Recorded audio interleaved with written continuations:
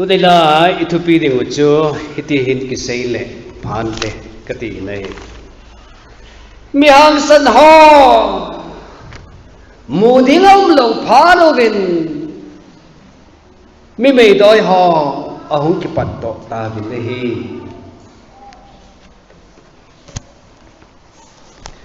Bible igat si piting ubak Lord piting ubak kadai chu John sut ki pa na thu pha bung som le ko na chan som thum le gi na ko nin hin siming katin som li le khat chan sim kho bu ite Bible chai hon pheng mai zala som li le khat noi na beo hitin chuin hi cheng zo chun Arimathea Joseph Jesus sei zui khat ama wang Judah ho gina guthima hiya ahin Jesu lung chu podo dingin pilat henga agathu mi nahi le piladin anaphali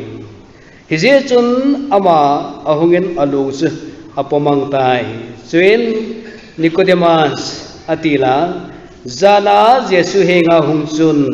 maif le Elois au kihal ser somwa to ahin soji nahi chuti chun ama hon Jesu long chu alavin Judah ho kivui ngai bangin lo nam tui to tupat pun ne bin atum ta bin nahi chule thingpela akhet ve naw muna chu hon khat uma hin hona chu koima lupsa nakha lo hil khan tha khat oma hi som din ni jong sim pai pa ing kati hi je chun Judah ho kigin ni a hi je chun khan chu akom sa a hi man chun chuko mo chun Jesu chu alup sa ta bin hi pathe na thu ibon chawa dingin phathei bu pe taw hem so bite ho tu ne him kati ma bangin pathin tu sau ta isei lo dingwai hi je Mihan san ho azam nunguvin ama ho disappear ahi zo pha nunguvin alima melu ho akimuta lo phanin mi mai doi ho chu ahung pot to ta bi nahi ti zo Ethiopia dingwa idai thalwai hi je Jisu hi Kidron Bagal akai ta vin asei zui ho to ni dang la la zong ana tau ji na mun cho a hin zonun get semani hon cho a hin zon ta vin nei so kite ho hilai mun hin sei zui ho hi a hling ta pu vin nei a ho dan dan som le ni ho ana hling ta pu ve hian lan zong le som la khat ho chu to aman Phan masa ase zui somni ho to akal son ji ngai bangovin akal songvin get simani hul chu ahin na jvin nahi tilaya hin khat ki sel aumin tu ji phamitale hilaya panglo chu Judas ama hi anapang tapu nei hialani jole ama hin Jisu le loi ho chu hoila ja umuwam hitabang ni ko phat te hilon ni ha phat ting la hoya amam ti apon chan hesu ke ji nahi hi je chun sob la khat ho to Jisu achi naw hi su milin na um di pu nahi phan hong lung tan a hi la mi hon pi khat hi koman tri khat chun ama ho sipai jalap kai ho nahin pui ho hi 600 ahiyatin ahi wagin khatpan aphal po nahi mi zaku lom chu hilai mun chun hung pu te aba wang izaram khat hon khat wang chu ahung hi ve koi ta hung wang ityale thim pu pi pui ho to ahung ve nahi kon ni cho ahin lam kai ham tunin sei ji ho la som dania ana dunia sing lo pa hi ama pa hi le hin lam ka jin sẽ bay họ to thêm bùi họ áo lung ta về này ama họ akim mai vin I ham ho la bang ta ve na hi la jisun ama ho chu adon bunin koi na ho lu ham ti na dong tan a hi le ama ho la khanin Nazareth Jisu ka ho lu hi ati ai hi jilai pe ta hin so pi nang la chun lang ma le ki hol hi ta hen lang hi le na answer chu I pia hi de da don bun na chu I pia hi dem cái Giêsu cái hẹp bôi thì mấy thầy đừng cắt tạ sân này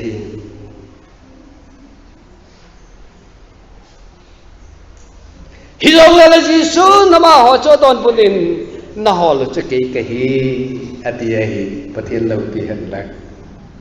ý thế là mới tiếc hi là cái pan ấy bị con cái đòn là đừng ra cho cái đòn là vào khoi hi ati ai bắt thiên lâu bị hận lạc hi Giêsu hilaya adon theinan hi zat chu adon butan ne hi le adon pas akithal se ti chu akithal se to me ti chu chom khat javen Giêsu ama chu adon kinin hilaya hi ko ma hi koi mong na holu ham ti na dong kita ne hi le Nazareth Giêsu ka holu hi ati kita ne hi hi se cho naman ipe ton buna mitiale Nazareth Giêsu da hol pau chu ke hi amen pathian lo pi han lan donin vete movin pathen ho ling lai wa hi van no ya hi ipi pite ho thawam zo tanal toy ho thawam ti long hi ngai tu khom ngai hi se pathen git den wa ngai hi no bale pathen a te thaun te hot wang ima boi pi pu vinei pakai Giêsu amol ni sawam ke ti cho athil to ding la bon cha de so ke je nei ama wang pesen mitia pan ka don ding khon api hi ka don wa phamo hi ati ai patien dam pi han da e ho wang chu ke sei le pi cho ka be na le Simeon Peter hi ka be na hi ahang santa be o khai mi hang santa hi ka ti cho hôn sunga hi chan ge tu phano wa chu min apakai pa mat ding ti ta a hi la ya chu cái vang chu dei man vin lang ka sei zui ho wang sa do ta vin tin pakai jin se pai ho koma a sei ta na hi hiya chu mi hang san pa Simeon Peterin achem zama sanin khat pa hi ampan zinga hi le abila sam lai ti jamal as abila hin san hata nahi thêm pa chunu pa so pa bila sa tha nahi ama wang pakai Giêsu chu ahi atinom ti pon chem jam chu apai sunga kum kitan pan ei pi khona chu ko don lung ding ham tin adon bun ni nahi le ko thot gospel pa na tu pa jihon aji chit na bin zum chit simin aziwin mun cho ma chun abil cho alan asuk tu pi nahi sibe ka bola pa hi hatiai pathen lo pi hanga phal ma sa chu hang san pa hin ni pe bol kitam bi tele hang san ma jeng pakai nang ka su thei do la ding ipi umam atiai hi ya chu aman ipi chan ge ja ne hin sui thei ding he nai mo ne hin sui thei lo ding ni khu hum ding hi atin nang ma ka sui thei lo ding thalam pi ke he pui nang ma he zu za ka hin ko pau pia ka thi chana zui ding ka hi tin ade ki ha si ding ne hi ti ai hi che phala chon wa no ne si hi ki khel na khat hung ding hi tan to phat wanga chon pha ki sim na khang ahung pe za ama wang mikilo hodinga phama ma je ta san wanga hu hinga na ding ni kho chu hung ding hi ta na hi le hilaya hin pakai Giêsu a hin palut pen pa je song hi koi ma cha valut nangam an hi ta pu ne hi hilai chu mi khat hi ameya mai san khat mai doi timit mai doi khat hi anum ki ni nei hi chi zan le chu na ma he pakai Jesu ko ma che domin a hi wangin ki chan len ta khara nei chu mi hon ka che hi ne man lang le ipi ka so de o ipi ka ti lom lom dem ti hi a ki cha ma khat um nei ama ti ko ha mi ta la Pharisees mi hola ako na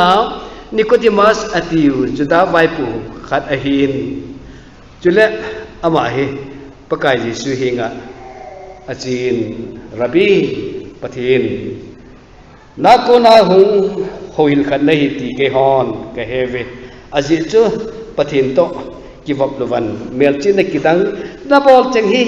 koiman abol thei poi ati ai hi Jesu amana don bin ta bia ka sei pi nahi koi hi jong le chunga kuna tha pin kit lo chu koima pathin gam amuthi poi anati ai anoi lam chona sim su su la chin kanwo mi nei hon tu hin phat very limited su hin about sekenin ki ve zo pun tem anoi lam chun na sei su na ho limpin a chai na lam chun aji chup pathin ni banga hi banoi angai du a hin koi hi jong la ma ta san chan chamang tha la ba tun sot hin kim lo anei the dingin acha pa chang khat pe tai tin ana ho limpi ai amen hallelujah ahi wangin ama he ya kol chin pakai Yesu aga azui de pon ato da kham ma hi lo bala Pharisees mi hi ham ma hi lo bala Sanhedrin hola som segi hola mi khat a hi chu a portfolio chu ada thati pun azui ne hi ti chu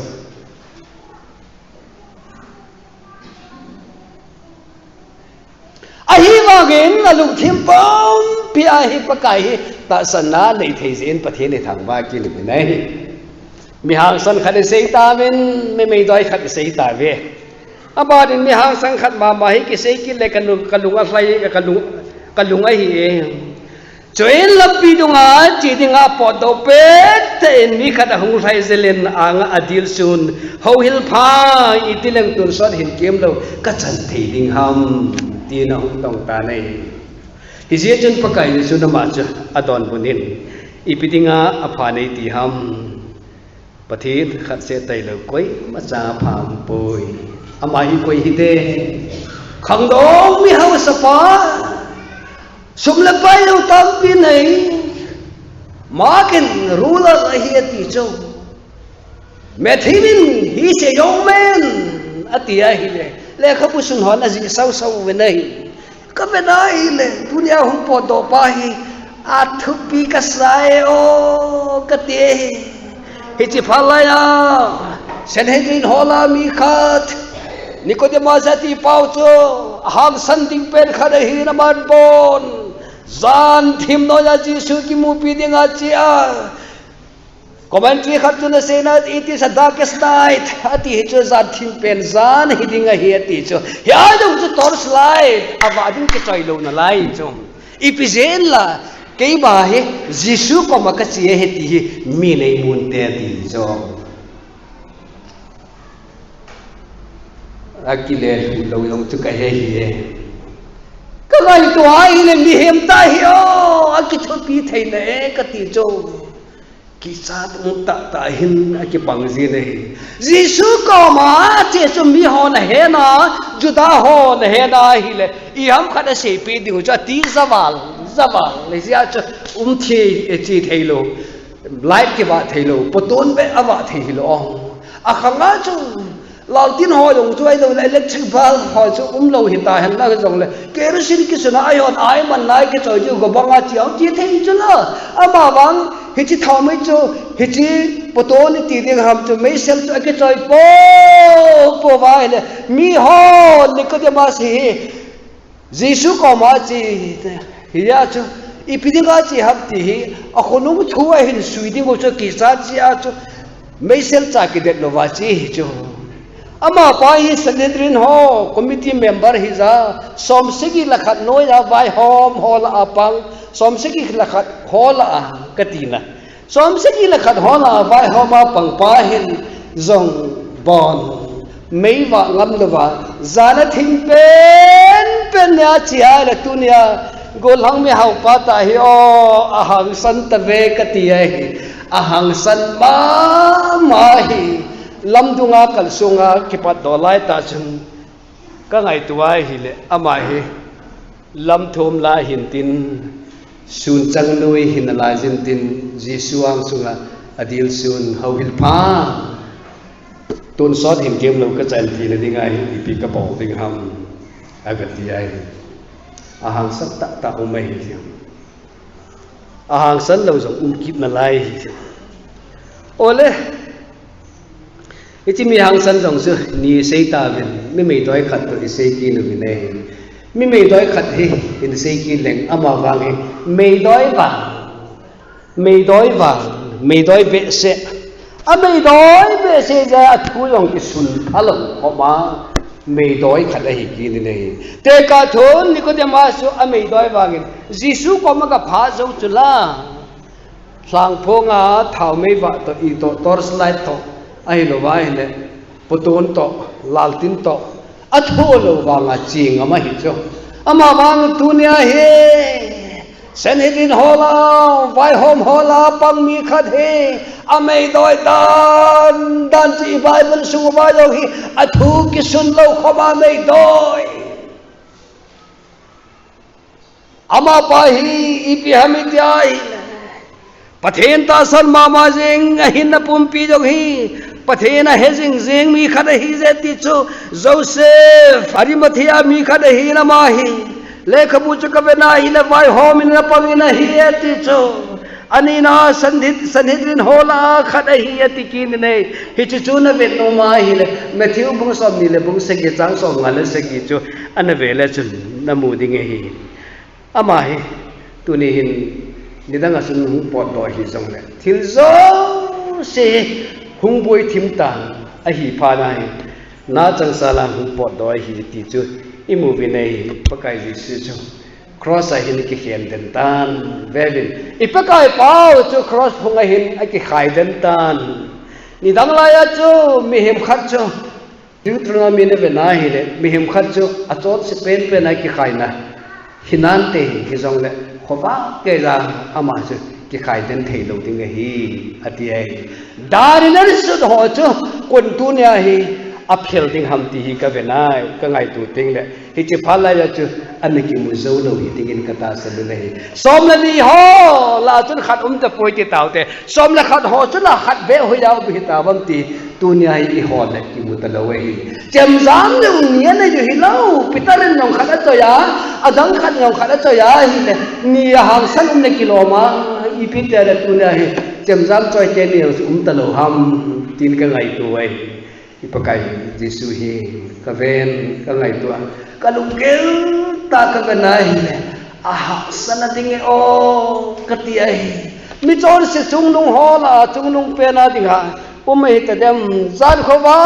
ke ga khai chula da ne na thal lo hin ama wang tu ni ala do ding koi ma cha ahum ta lo wei tu nin su ti te ho na Christian hin ku wa hi na pakai pa ding ai pin bol ta em ti tu din ki ngai tu le hun ka lo bi nei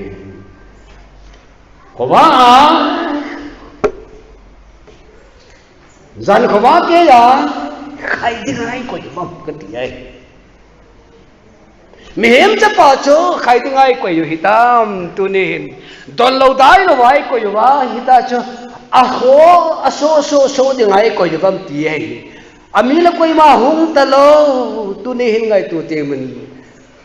William ding la phat hung hita nai sa khat hita a hi wangin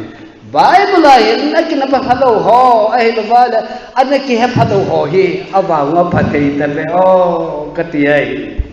hi je chun tu ni wangin Jisu lung dok sa khai ra a vui na ding do lo ma juda te ho ki vui da na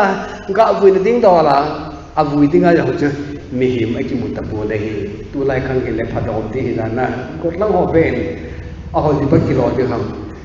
ti wan lang ka la do jing le chu ma ding ai last hour 11th hour hi tamai tim ilai mu na chu ipi hu ta mi te le Joen hiti zo chun Arimathea Joseph jo se ji ho khat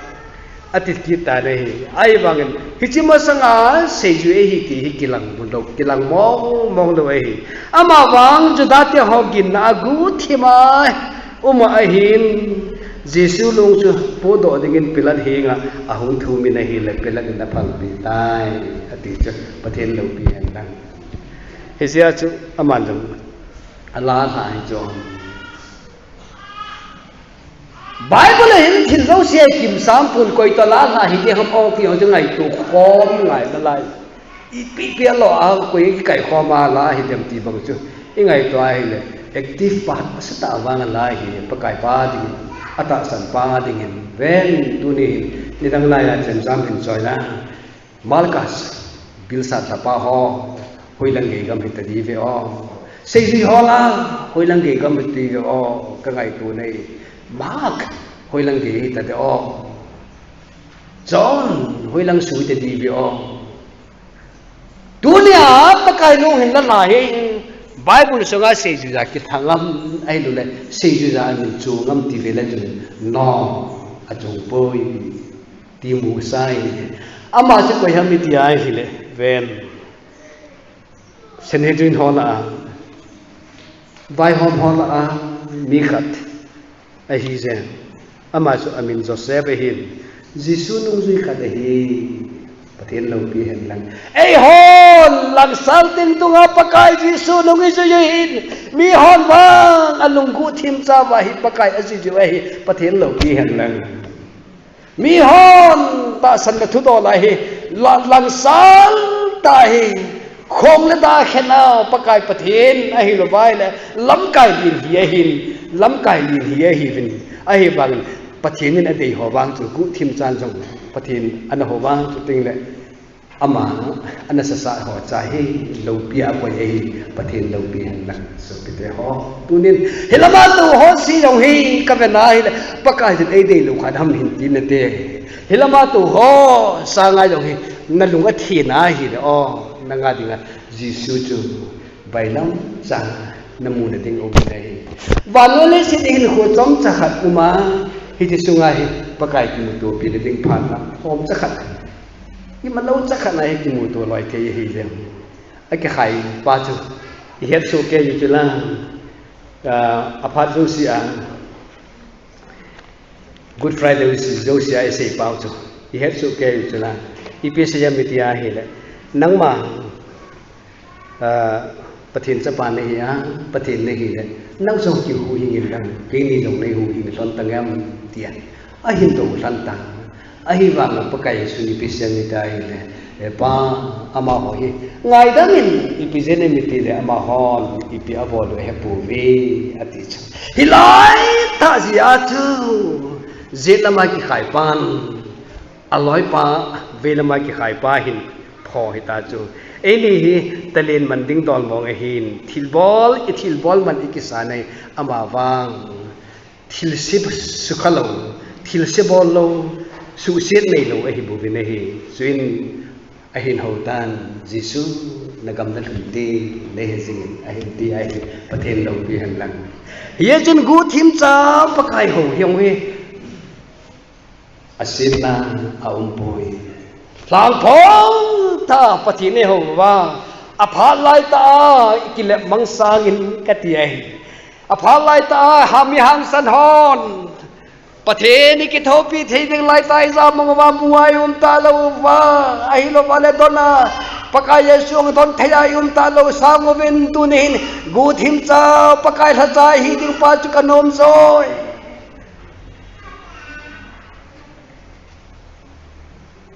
itabang mi chui jal di vo tu ni hin khoi ka ben ka ngai to phat ting le lang phong ta lam kai len pi hi sang no so pite ho a phat cha Jisu hin pui thei dinga ho Jisu hin sa dinga ho amol phol dinga pakai I patheno hin pui do thei dinga tha hin se bhota hi alo pina ve katie tu ni hin Bible chang si mujhe bena hile mi amin Joseph kiti Jesu nung zui khat gu thim cha Jesu nung zui Arimathea umpahi ama hi juda te hokin je in sei juda hi anikis min put belo we hinaya hi hanong le Jesu nung ho lung chu pu do dingin Pilat hi nga agathu min hi le Pilat ni nahi pe do tai pathen lo pi han la tu nya ka ngai tu chu su pi te ho nang zong hi Jesu lung hin pulu na ahilo le gatham thapa hin dom do pa chi te ve le chin kanu mi de ke zong na ibon chao hin Jesu ai he su lai ta along hin dom do the ya te teng le aki vui ding do la hin vui thei mi ho chu hi te leo hi te ve leo hen ti chu tu ni hin kanu mi de ama bang van nói à như đây chuyển đâu chứ hi le bang lần sáng ta pathin ho hi giống chứ cái hồ đúc ta thầy lâu nè lại cả đi lấy bớt ho lùng thím cái sập bang lại pastor pung tu cũng hi hình bol po pung thì không phải từ là có rồi sẽ thì bol kiếp tàu thì thế tiếng cho là biển thác ta mình nghe thì hỏi lòng cho bắp gì cái sập mà mai thì là chơi hỏi nó cái gì ngâm kiếp đâu cho ya cho phát ta cái bên đó hi là ít thil bol gì họ hi ít tiền buồn hong không cái tổ lâu hi pakaya dingin not thap na khop ai lo ba le de len ling lo ki hin o ma hi je ya chun tunya hin Joseph aham phatave o tuni hin lang sa lo ten pakai ta sana nei de hi jong le chun supi Joseph Arimathea mi pa to ki banga pakai sa ana panding hi kadai je ne hi I panding o hi kadai je ne hi ani na mi mei doi khat om na lai jin dunia hung va to mei doi da lo lo no bible jong sei ju za jong ana khum lo pa thu e sei ta min mei doi ma ava achi le ava le na akal so na jong mi him he ding jong ana phal lo mi mei doi khat Nicodemus atila zana Jesu hinga hung pa chun tuni hin Jesu chu ai thei chana sasa anum ta ipizet amit ya hi le apha thi lo thei lo hi ta ne hi hilai muna chu seji hola kisagam wa zamangam tau kiselmangam tau Jesu ta sanami ho hung ki hola jo phating le lamka go ne ki tha ta hi le ke yong itikati da ding ham tia hingel ho tuni hin alung thima anigel mai ho ta so ngam lo ho tu zat la chun vitamin Nicodemus se honge na he mai atila chu Jesu hinga gu thima ga che hin tu ni wangin Jesu ta chunga nu ding thau nam toi mai re chile aloi sa hin pun ser som nga hin pun thau anu vin tu pat pun nemin atom ta binahi atia hi tilai ta che hi so pite ho ipan di go cha sapten thusi khada sejin a friend in it is a friend indeed tiu cho a kholai tha ipan pi thei pa chu igol phai je ati baga chu tunin Jesu ahlama nunga ahiloval aboy seta nunga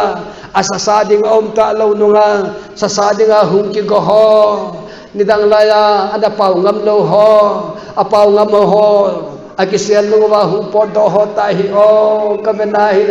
van gama alu dingo tam na dinge o abora alu dingo hi che lalu kho zong pakai jana ma hoi api te dinge hitai te ka ngai tu ting le hitabang din muna tong thei ho he anaki hi le o ti kalwali sei ding ki helo hi je ipizena ma ho hi lam kai lang din ho hi ahi lo wa hi ama ho hi chitilom loma kicha hi ban mei doi hi bam ti chu sang som la sang ko lang chu bung som ni sang som la ko lang che vele chun namuna lai ding ni hi che hapta ki pani ni la chun ase ju te ju da ho ginan ko de ki kha khu mu vin hi Jesu alaw ba hong vin a hongin na chung wa lung mon hen ati hi chan ke ja yong chu hapta khat chana yong chu ki chawa in sunga ko ki kha khum na lai a hi ve ama wang tu ni so pite ho tu ni hi apha de hi je tu ni hi apha de hi ki chalo hi lan hang phunga hu po do a Jesu e hu pu sa sa thei tingin tu ni ki ti mu vinai hu hing po ipakai jo hi a he su nia sa sa ding in ki go hite siti hen lang hele ilo do utam ding ai hi ingai to do utam ding ai hi phathi bo da tampi san be ding ai hi je ti chui sei no moi amawang su pite ho pakai dung ji hiza langsal ta lopi ta ji sunung kajwi heti a ki gel akin bola ke hi ta ki gel jisu sasa pha na hu pha na zam ho wang tu ni achan bo lo ding ai hi je chan bo anei lo ding ai hi je chun tu ni hin mi mo ta a mal mo ta a ai lo le thasam ta a ki gel minu te ho nunga go lang ho mi pa te ho hobung committee jong iza se lo ho ai lo wal iza se dinga ki jing chalo ho pakai sa sa pha hi pakai sa sa pha hi je apha ra hu lungi nahi hi ja jisu nagam na lunte nei hejing ti theina mun chu ahin mu phana hi a kama hu se do thei pa chaho hi aham pha be nahi anun no moe hi je hitabanga chu tu ni jo he ho zo si jo he hilai muna pakai sa sa thei dingin ape pe na